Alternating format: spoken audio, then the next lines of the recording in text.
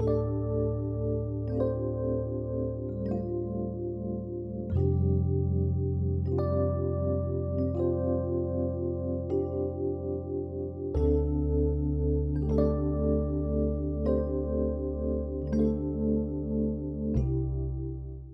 is an update on Kilmar Abrego Garcia, the man who was mistakenly deported to El Salvador.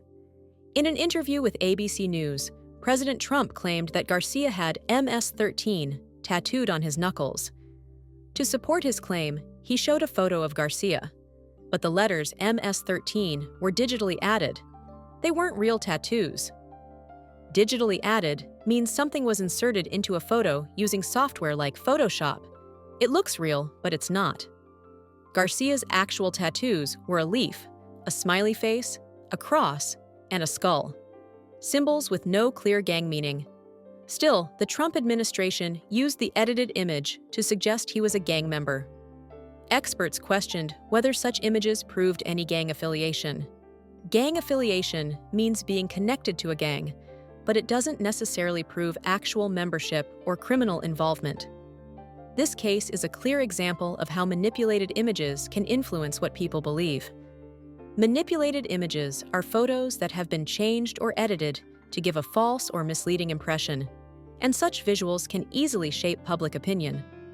Shape public opinion means to influence how people think or feel about an issue, often on a large scale.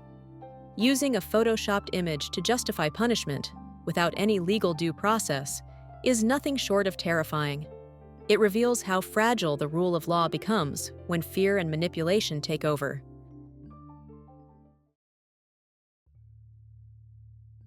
This is an update on Kilmar Abrego Garcia, the man who was mistakenly deported to El Salvador. In an interview with ABC News, President Trump claimed that Garcia had MS-13 tattooed on his knuckles. To support his claim, he showed a photo of Garcia. But the letters MS-13 were digitally added.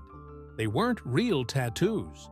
Digitally added means something was inserted into a photo using software like Photoshop. It looks real, but it's not. Garcia's actual tattoos were a leaf, a smiley face, a cross, and a skull. Symbols with no clear gang meaning.